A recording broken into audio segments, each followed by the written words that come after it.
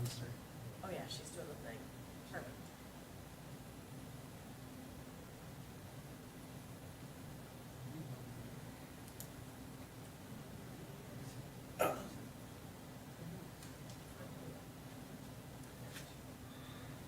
So how's summer shaping up for you? Pretty good? Summer.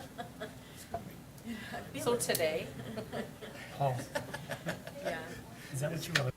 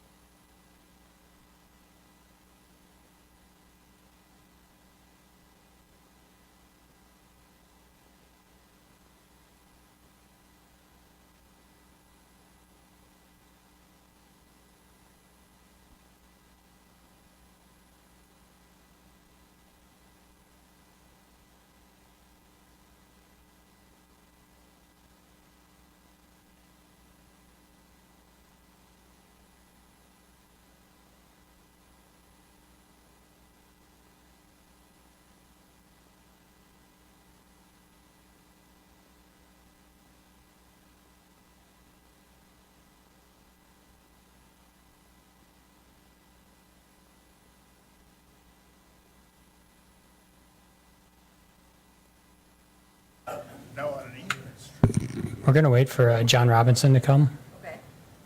is the water department they talk to about that, or who they talk to? You could, if you call, when you were opening at Sure. City Hall, if you call, the clerk's office, they should be able, they probably have an idea if it is the water. I don't know specifically if it is, Okay. but, Okay. yeah. No, they kind of delegated the duty, so No, I if you know. call, yeah. I'm just making fun of the fact that I didn't make the mayor. I'm very sorry. No, that is okay. No, I'm very sorry. You should have a seat up there, don't you? What are you Well- doing in the cheap seats here? Well, I'm not on the committee. Oh, I aren't got you? appointed, so I get to just listen. Oh, And then I have to sneak out a little early for an event at Wausau East, so. okay. Try not to make a scene here. Yeah. Any big projects down by the water that you're aware of? It seems like that's kind of an ongoing issue, right? So Not I think- issue, but projects, right? Yeah, we should be pretty close to complete. There might be some cosmetic things going on, but overall, and also, it's been a long run with firemen. So, I can only imagine. yeah, they might still have a punch list actually, but we're getting there. We're operational. It's been lots of fun. So, this is a funny thing, but when you ever go to people's houses for supper, Yeah, like I got a pontoon on the river, yeah. and we would go out for supper. My wife owns a big ribbon at breast cancer store. Oh, yeah. We're still together, kind of, after 4 years. Good work. Yeah. Any rates, but I thought about that before, because you've got so many things going on, but I don't know if you We're ever waiting for spare John. time, it'd be fun to do that. John, he just got out of Because you can finance see the meeting, he river should be from a here. little different point of view. 2 minutes. Oh, yeah. Sometimes I go on a ride with the fire department, they have an airboat, and they whip around. It is so fun. You'd like my boat better. It's called the Lady Beth. Oh. If you wanted, if you name the boat after your wife's, it's usually easier to buy things. Oh, wow. I don't have a boat named after me yet, I should probably talk to my dad. Yeah, just put your foot down. That's right. You got a list of Weather projects. like this. Say maximum speed, well, hey, Hey, nice haircut. what's that? Nice haircut. Thanks. I try to keep it like this while I can. While you Is have there hair, is that what you mean? flushing wise with the plant happening? There's good now. Oh, no, that, we're talking about the water from the, they had to flush the lines. After last summer, there was water running down the easement strip, Yeah. right? I just asked her. I Summer didn't know- mode Robinson. Didn't know she was a mayor for one thing. Okay. That's how smart Bob is. But anyway, who would we talk to try to figure out how to solve some of those problems? Because there's a lot of your washout. Oh, me? I can have somebody come over. I know she texted me. Okay, 11 you minutes. don't have to take care of it, I just want to talk about the game, game We plan, were right? walking the wastewater treatment. So come over with a game plan of some sort, Yeah, so where exactly the end of Bugby, the end of it? down in the low rent, high crime area. Okay. All right. Not next to your house? That's my house. Okay, the time being 6:05 and a quorum of members present, I'll call the Solar Array Task Force to order. That was agenda item number 1. Agenda item number 2, approval of minutes from April 19th meeting. Any changes or comments on that? Does I get a motion to approve those? Motion from Paul, seconded by Jay. Any discussion? No. All those in favor signify by saying aye. Aye. Opposed? None? All right. That brings us to agenda item number 3, which is public comment. I didn't get a list or order. I guess typically we give 3 minutes for public comment. So if we try and stay close to that, I won't have to gavel you out. So I guess whoever would like to come and talk first. Anyone here for public comment? But Come I'm up a to- rookie here, I don't know what the order is or anything like that. Come on up to the podium. State your name and your address, and then, I don't know what the questions are, right? I don't know what I haven't made any of your meetings before this. so this is our, Right, I know what it's about. kind of our first meeting, really. Oh, okay. So we just wanted to, you guys have been dealing with this for Yeah, a couple of years now.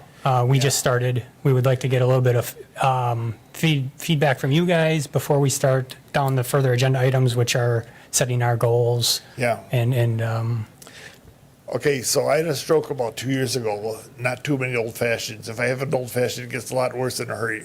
okay. So, so having said that, I've been kind of, Yeah, can you name and address, please? Bob Watts, and I'd say 1107 Bugby Avenue. Okay. continue. Okay, so I've been trying to pay attention to solar power, or nobody's against solar power. That's not the deal, right? But I understand there's probably legislation, stuff that prohibits this and prohibits that, which I don't know anything about. But I just think as a group on our street, we've got teachers, business people, retired people. We live there because we really like it, and it's really pretty. And it's been a bit of a battle because at one time the trees were going to go, and we were able to maybe stop that. And I recently, for instance, was in Phoenix, and I bet you probably 10 or 20% of the houses have solar panels on their roof. That's not an overwhelming number. So I'm saying that because is there some way we could buy a ginseng farm and put it out in the country and end up with something that is more productive and can be expanded upon? Our little area down there, somebody told me, one of the board members or somebody before here has one on his roof, and he really likes solar power. Well, that's great, and we're for solar power. But he didn't put it in his front yard and backyard and put like 10 panels there. He just has one on his roof, which cosmetically looks really good. The other thing, when it came back in Pebble, Colorado, there's a huge solar plant right next to a power plant. So I hope you get the spin. We're not against solar power, but not right in that little neighborhood, which has, first of all, on a good day, probably some of these guys know it better than I do, but I think it's only like probably 40% of the power needs for that plant under the best of circumstances. So that doesn't seem real significant in terms of getting it out of the neighborhood.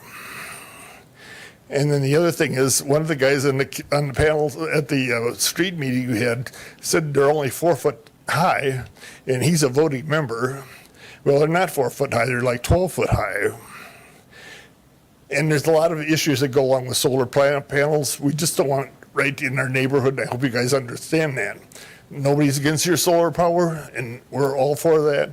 Wausau's great. Just in our little retired community, keep it looking good. You got the river, you got everything. And this is going to sound like a little bit of a slam, but it's not, because I think you guys got too much on your plate. The city of Wausau is not a good neighbor. Because having said that, you go to the water plant now, you know, there's dilapidated buildings out in the street. It's like orange or yellow or something like that. They're already starting to have a storage area there. And to me, that's just the beginning of things going, you know, south. And the park is right across the street. So we're just trying to protect our neighborhood. Sound good? Yes, thank you for your input. Yep. I guess, well, yeah, approach the podium, whoever's next.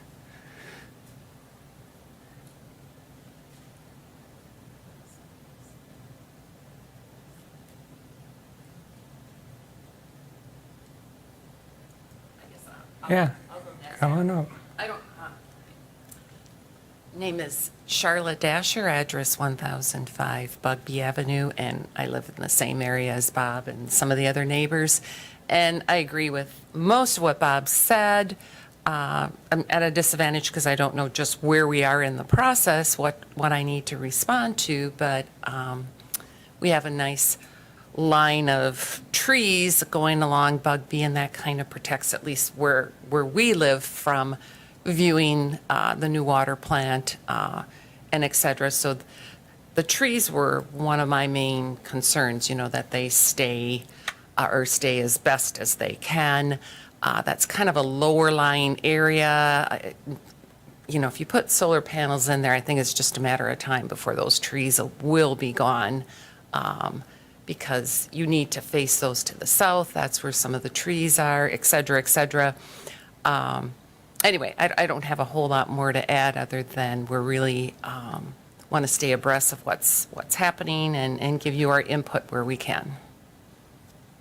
That's about it. Thank you very much. Okay. Anyone else like to make some comment?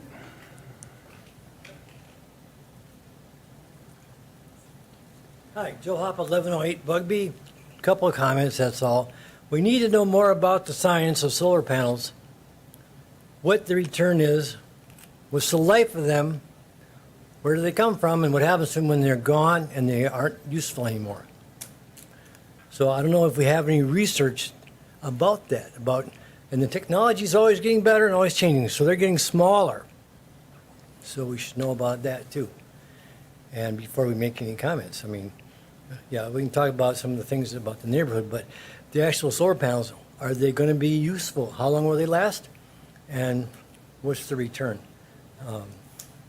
We never really heard that from anybody yet who's looked into it. I think it might take some digging. Thank you. No, thank you very much. It'll help us with our goals.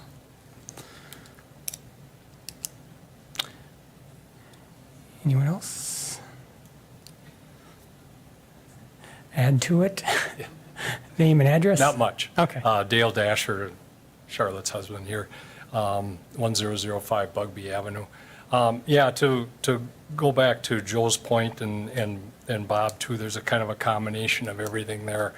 The part that bothered me the most in the meetings that we had before was that I just felt that we never got, I was, by the way, I was an electrical contractor for 40 years in Wausau here. So I do know a little bit about solar panels and electricity and so on, but I never felt like we got the full story. Again, what Joe said is where these are manufactured, where they're coming from, how much pollution is involved with disposing of them making them, where they're made. And when we toured the plant, I did notice that there were 200 horsepower motors.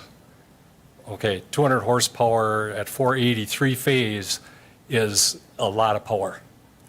That's like, you multiply 480 times 200 times 1.73, that's the power that motor draws for 1 hour. Divide it by 1,000, that would be your kilowatt draw in 1 hour.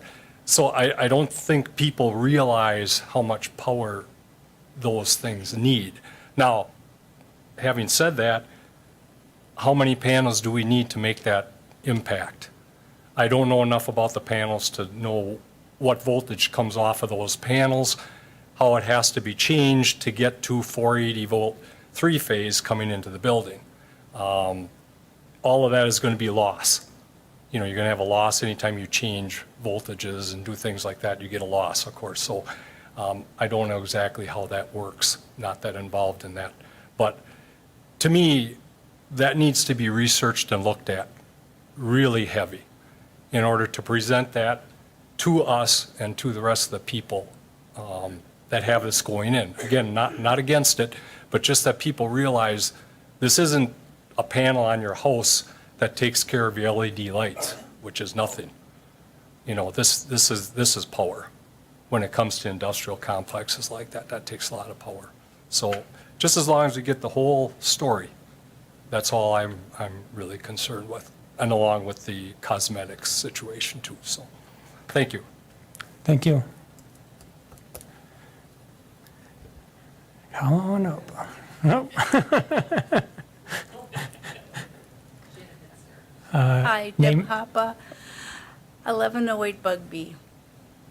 I just really have one comment, and that is, I wonder how much people have considered the value of our homes. We are all middle age and above. Many of us have lived there for quite a few years. Some of the neighbors have lived there 20, 30 years, maybe more. This is our retirement money in our homes. You get your home paid for, and it's great. And if you want to sell it, you have like a nest egg. If you want to move south, Florida's a good place. But what happens to our $300,000 and $400,000 homes? Somebody comes to look at it, and people go out the riverside, because we're all on pretty much riverfront property. And they say, oh, what a beautiful place. And they turn around to walk back to the driveway, and like all they see are solar panels. And I hear a lot of yucks, I don't want to live here. I can just imagine that. Have any of you driven down there to see what our homes are like? We take great care and improvement in our homes to make them beautiful places for people to be at. I'm grateful our patio faces the river, and I don't have to look at those panels unless I leave my home. You really aren't thinking about us at all. And I think if you want to use solar panels, that's all fine. Try putting them in a neighborhood like across or next to the downtown airport. There's a field there. You can put them there. You could put them a lot of places. But not in our neighborhood. It just isn't going to work in our neighborhood, because we love where we are and we want to take care of where we are. And I want other people to be able to see the same things we do. Thanks for your time. Thank you.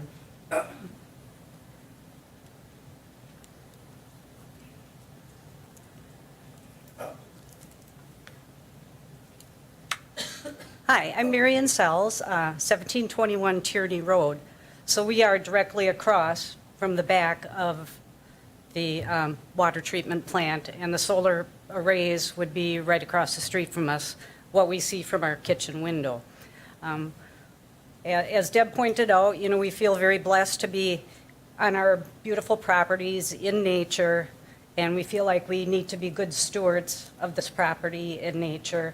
And to put a solar panel array that we have to look at every day seems, a contradiction to what we really believe in and want to do for the property there that is wooded in nature. And so I'm just coming from the side of a homeowner there. I know it doesn't always get factored in the way that we hope it does, but again, we're not, we don't object to solar power, but we're just not thinking that is the right place. Or if it does need to be the right place, what can be done to make sure that we really, in fact, do not have to look at it for the rest of, our lives. So, thank you.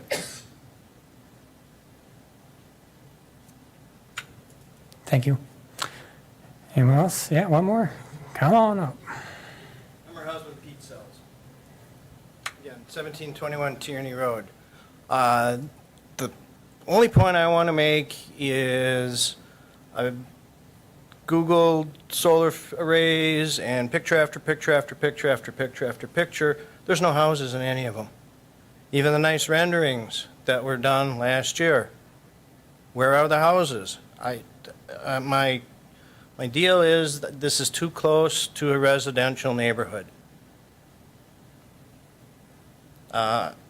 Nowhere else have I seen anything quite like that, and I have no objection to solar power. It's just, again, I think this is the wrong site. It's too small, and it butts up against too many properties that, thank you. Thank you. Just taking notes. Anyone else with public comment? I think we got everyone. All right.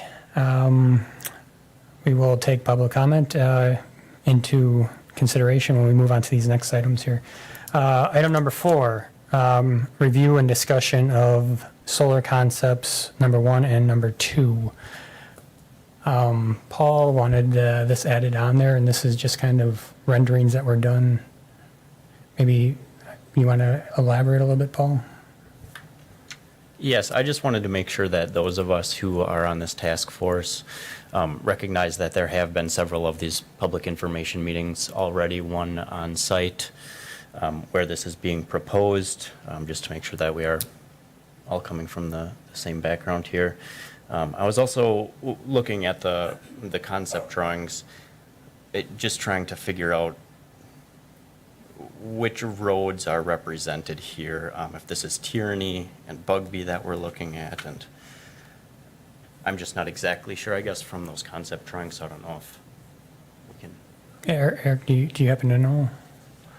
I don't know if you have a copy of the Yeah, packet. not with me, but it is Bugby and Tierney that you're looking at. Okay. So, and where the trees are there, those are obviously along Bugby. So the larger concept, removes some of those trees. The smaller concept tries to keep most of those. So, yeah. Thanks, Eric. Yeah, it appears one concept is got the whole field used up, covered with panels, and the other one has less of the field covered up, but still room for expansion, looks like. John? I think I want to just urge caution on looking at any conceptual drawings because I don't know that they're valid. I think the purpose of this task force is to sort of look at the issues and revisit potentially where those are located. I know there was talk about putting it elsewhere, and I think if we bind ourselves to history, we're going to limit where, what we consider and buffers and berms and other things. And I for one, I serve on the commission, I'm not going to place a lot of value in what was prepared. I think we need to look at, go through the questions. I think we heard a lot of good concerns that ought to drive those goals, and then we can look at what's appropriate for the site, if there's an appropriate development for the site. But those renderings are, in artistic presentation of a concept that doesn't fit the neighborhood. So that's my view on them, and I think we shouldn't use them. Okay. Go ahead, Paul. And I would agree with that. Mostly, I just wanted to make sure that there was an understanding of where Yeah. we have been and where we're looking at going. So. Okay. Any other discussion? We'll move on to agenda item number 5, discussion and possible action, creating goals for this task force. And I just listed some potential goal categories. Everyone, A would be neighborhood goals, which we've heard a lot about earlier. City budget goals, sustainability goals, renewable energy goals, and then any possible goals that anyone else has thought of since this went out or we got feedback from. So I guess, do we want to just start with A? And I kind of foresaw this as trying to put a little bit more meat to these goals and maybe do A, B, C, D. So I guess A, what do we consider some neighborhood goals, I guess? Go ahead, John. What I heard was they want full disclosure. They want a good understanding of what the project is, what the options are, why the project's being located. So I think there's a whole issue of transparency and sharing that information, and whether we do that through frequently asked questions, trying to address all of those concerns, development of options. An option is for consideration, a range of options, and including placement or no project. I think those are things in what can you do to protect and buffer the neighborhood. What are the options relative to buffering and size? We've heard things in the past about noise and other things, but I think the more we can do to provide as much information about the site in as an objective of a manner, it would be, I think, valuable. Okay, I made some notes there. Any other comments on that? I did hear a lot about buffering and perhaps leaving trees where we can. Go ahead, Jay. My first time switching the microphone on. So. I think obviously the goal is to not impact the neighborhood in a negative way. I would be also interested in what other likely developments might there be for that land in the next 20 or 30 years, whatever the time horizon is of this project, just so that we know, if that doesn't happen there, an alternative is nothing happens there. Another alternative is something happens there, which may or may not be a good neighbor to the folks that are there. So just another part of the picture. Sure. Yeah, that could be. So far I have full disclosure as a goal, buffering and arrangements, and then possible other developments that might go there. I think that kind of would fall in the full disclosure part too a little bit. I also think the possible public engagement timeline would fall under the neighborhood goals too, and make sure that we schedule something and meet those scheduled goals or public engagement timelines. Okay, so that's a good list of goals there for them. We will move on to 5B then, city budget goals. I guess, Mayor, do you have, or Eric, any comments on city budget goals for this, what we want to see this array do if we put one there? Yeah, I mean, it really is going to depend on the size if one actually goes there, right? So, what are the goals as far as, we're not looking to power the entire facility. We're looking to offset power costs. And so I think the idea is if, looking at different size arrays, looking at, what the possibilities are. As far as a capital budget, obviously there's some potential for offsetting the cost for the city through federal grants, through, tax credits back now and things like that. So I think there's two different options there. But really, I think looking at alternatives and different options as we work through, I guess, would be something that I would be interested in, to see how that would impact the neighborhood, to how it offsets power, and what that impact to all the users in the city would be. I think in addition to that, I'm interested in figuring out how some of the, we can capitalize on some of the federal funding that's coming through with Inflation Reduction Act, bipartisan infrastructure law, whatever that looks like. I'd like to use as much other money outside of city money, I think. So that's a budget goal. Okay. John, go ahead. I think we need to look at life cycle costs, and one of the concerns that I had relative to the initial proposal was if the Nature-Wise program from the utility actually cost us more to buy electricity from them, and I think we want to make sure that we have a good understanding of all the consequences if we tie into the grid, and what that might do to the basic cost of a kilowatt hour if we're going to pay a premium because we're generating some, and what the net impact is of that. I think it would be good information to have. Okay. Yeah, how, to piggyback on that, how long they last, rate of return would be great information, I think, to know. Any other comments? Or the city side?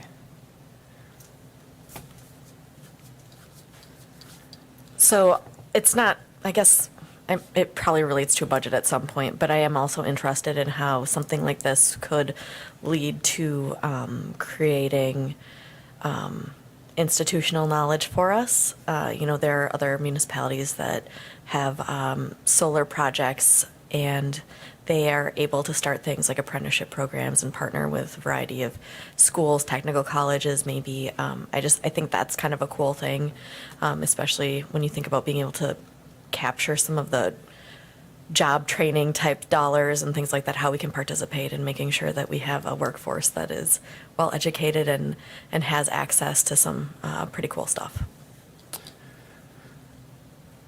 So I will just say I kind of envisioned this as we were actually going to set goals today, but I have a feeling it's going to be, we're going to have a whole bunch of questions, and maybe it will cover them in the next meeting and try and get as many answers as we can from that. So just as we're going along here, I think that's where this is going. So we'll move on to sustainability goals.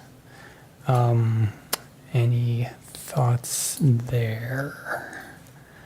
I heard about, again, life cycle of the panels. What I think percentage of the plant right next to it that it's going to be helping out. Maybe even some similar solar in the area, and what actual power they're seeing from it, I think would be helpful, and maybe use as a percentage. You could percentage base that off of what we would want to put in there. Any other comments? Go ahead, Jay. Well, the city now has greenhouse gas reduction goals, and this could be, as the largest consumer of electricity in the city municipality operations, that would be a big chunk of that goal. So I also wonder too, and maybe gets into some of the technical things, but can there be plantings, can there be plants that grow underneath the solar panels? What kinds of plants could they be? Could there be something that's productive for the area, for wildlife, or for food, or, you know, what kinds of things could be done with that land? Yeah. Yeah. Go ahead, Jen. What I heard and agree with, you know, is that the net carbon impact of this, including the production and disposal, sort of that life cycle costs, and can we get, you know, is there information available to evaluate this compared to an alternative supply? Okay. Yeah, I guess I never thought about the area underneath there and sustaining that and using that if there's possibility there. Go ahead, Paul. Might it be worthwhile to look into inviting somebody from the Midwest Renewable Energy Association or other organization that might have, you know, people who can speak to these things, who work to install these and have done other large-scale projects? Yeah, I wonder, maybe Eric, if you have any contacts or, Yeah, we can reach out. maybe, yeah. It's sounding like we're going to have an educational meeting here coming up and answering a lot of questions is the way I see this going. Yeah, we can reach out, and then I'll stay in touch with you, Chad, and then, you know, any future meetings or whatever, we can arrange something. So, it'd be good. Okay. And then, so D is our renewable energy goals. Jay already mentioned the citywide, or the city energy goals. I guess, any comments there? John? I'd just like to go back to the city budget goals, and I think that's the city and the commission budget goals, but the net financial impact upon utility rates, and so much as we're looking at significant increases, what might this project do to those rates? So if we could have that as trying to get that information. Does the electric bill go into the water utility or to the city? I think those an operational cost for the utility. Okay. Okay, so that would affect water Water rates. utility rates, okay. And one of the other neighborhood goals, are there other, you know, when we're looking at this and if we're looking at a placement of a solar array, are there opportunities to incorporate community involvement and engagement in the property associated with that if it were located? Are there ways to put some paths in there or other things that might be of value to the neighborhood and the design of that would enhance the value? I know there are concerns relative to access and in buildings, but are there opportunities for us to be that good neighbor?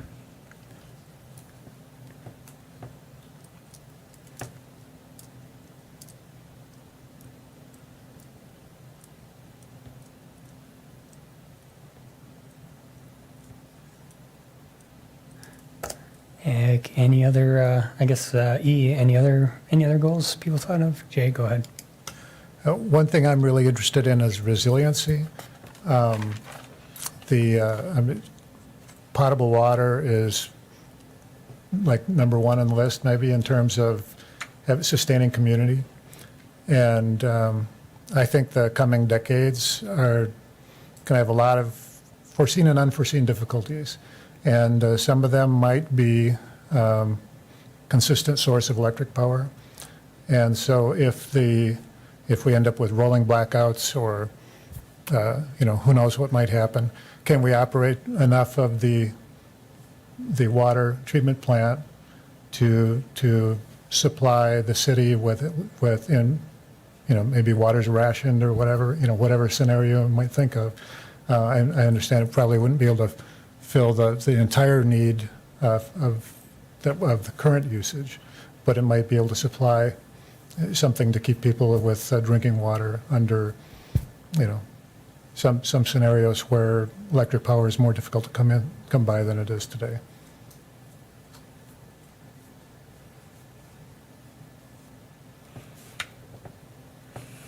Yeah, it's an interesting thought. John looks, No, I'm fine.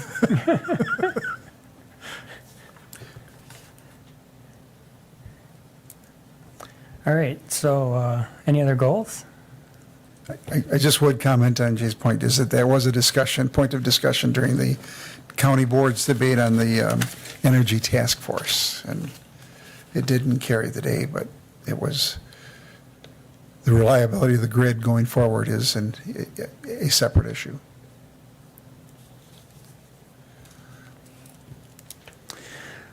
Okay. So I think instead of goals, I think we just have a bunch of educational stuff for us and for the neighborhoods going forward. But we'll move on to item number 5. Establishing a public engagement timeline. So I guess anyone have initial thoughts here? John? Well, I'm just thinking we're sort of in this fact-finding stage. And, it's difficult for people to comment on a concept versus a project. So I think what my suggestion is we try to capture as we get presenters, if it's Midwest environmentals advocate or if we get that in, can we create some bullet summaries of the points that they raise that we can share with the neighborhood to get them information that we're kind of keeping them up to date on some of the discussions, and that there's a point of reference. But I would hope that we would begin the process of identifying, getting the baseline information. What are we talking about? What are the, how's it been used in other communities, and getting that baseline information. And at the end of that, we might want to engage them when we start to focus in on the development of what we might want to consider based upon the information that we have in hand. And then, sort of that option development. And then I would want to make sure that at the end, when we do focus in on one or two options, that we engage them formally. But I think we heard the importance of protecting the neighborhood, of some other things today. But if we can share information as we go through this process, I think it'd be helpful. So if we could capture bullet points of presentations, share that with the community online, whether through frequently asked questions or some other format, I think that would be helpful. Okay, like on the website, on the city website or something. I wonder if even during a community meeting, where we do a lot of the fact finding, and then maybe go to these community meetings and share them. And then, so that would be like step 1, educate ourselves, and at work we call it train the trainer. And then we go out and maybe give a presentation before we move on to option development. And then maybe we'll come up with some options, and then again, go back. I'm kind of feeling like that's the 2 main touch points with the community. Go ahead, Paul. Yeah, and we can certainly host those at our monthly neighborhood meetings, just making sure that there is advance notice going out, several weeks in advance, so that people can plan accordingly to attend those if they want to. Sure.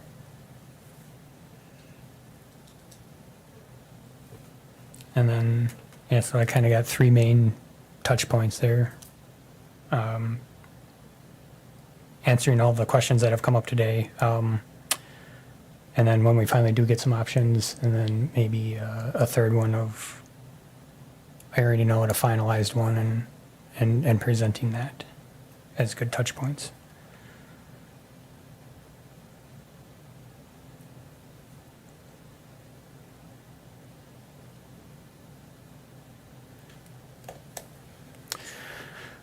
Okay, so we'll move on to agenda item number 6. Discussion and possible action establishing agenda items for our next meeting. So I have a whole list of questions I've been jotting down as we went through setting our goals, which turned into raising questions more so. So I guess I see it as kind of keep number 5 laid out similarly and maybe list some questions underneath that we would look to have answered at that next meeting or have an expert in the room to give a presentation on.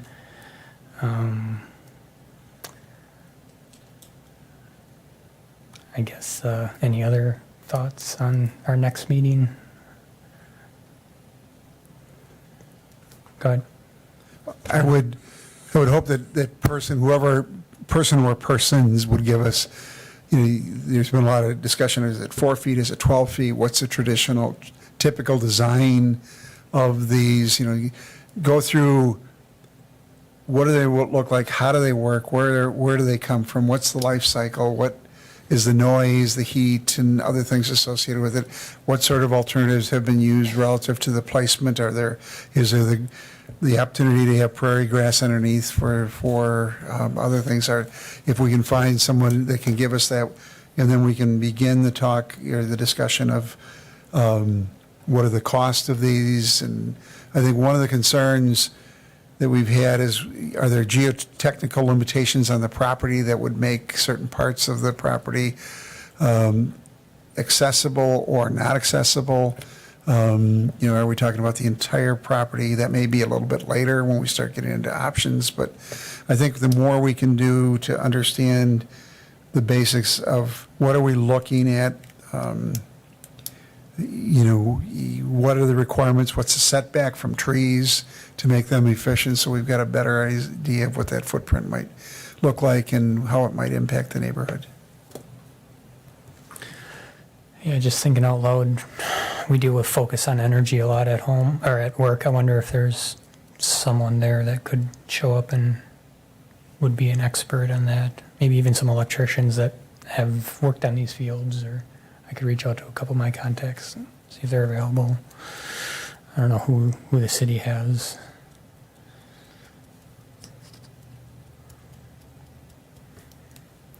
Any other thoughts for the next meeting? So that sounds like trying to get a lot of people together.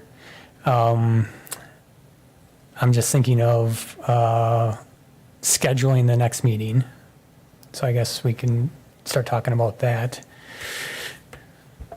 Eric, any thoughts? I mean, I'm just thinking a month. More? Yeah, I mean, it could be a month, we've gotten some feedback, we've had feedback over the last couple of years as well. We'll dig through all of that. But I think it might be good for us to begin like an FAQ, putting that together. So something is organized, something that can be on the website, something that can be established for the entire public. And then if it would be up to the committee if when and how soon you want somebody to come in, who would that be, to give a presentation, and then a presentation on exactly what, I know that we've put some information together as far as general concepts of what, solar is, how you collect it, how it's converted from DC to AC and how it's used and stuff. And so we can, I think Clark Dietz and together, we could put that back together too, something kind of a little bit of a 101 from the basics as well. But, I think if we're going to bring a speaker in, I would need to kind of know exactly what, to tell them to present, what exactly we're looking for, or you are, so. Yeah, it would be the questions we've been kind of bringing up here. Okay. I think we'll have to get together and formalize that list. Okay. Based on our notes and then go from there. do we want to schedule the meeting right now, or would it be better off to list the questions out and have Eric come up with how long he would need, and then reach out via email or something and get something formalized? I guess. Or do we want to give ourselves a deadline? I guess I'm okay either way. So, end of June would be a month and a half. Yeah, I mean, like, when I'm looking at the calendar, you know, I think it would be good if you set a date, just so we kind of have a goal to set, and then we all know that we're going to be meeting again. Okay. So I don't know if it's that week of like June 19th.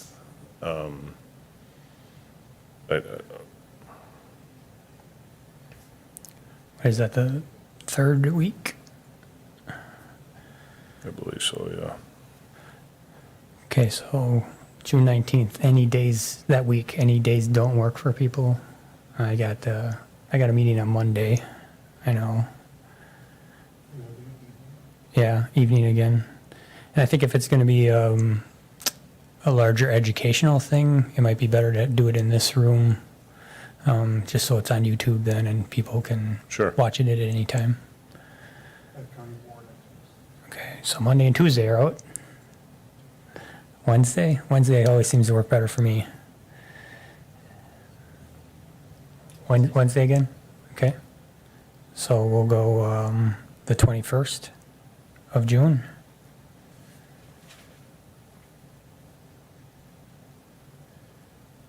And 6 o'clock work for everyone? Okay. Later today because I had another meeting that Okay. won't interfere with it. We want to go to 5? Could people make 5? 5 o'clock? Okay. 5 o'clock on the 21st?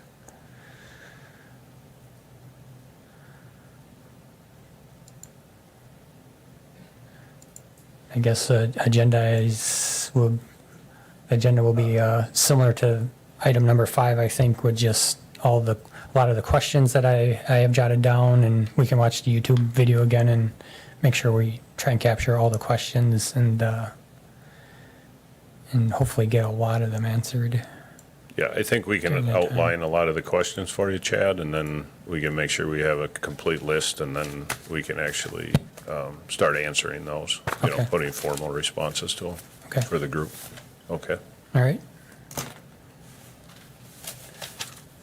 I guess that's all I have on the agenda. I guess I'd take a motion to adjourn. Jay? Seconded by John.